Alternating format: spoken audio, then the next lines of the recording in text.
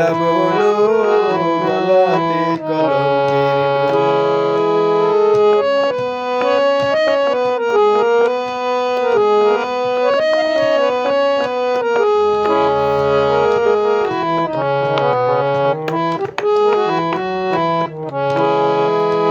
মিষ্টি মিষ্টি কথা কইয়া মনে আছো কারিয়া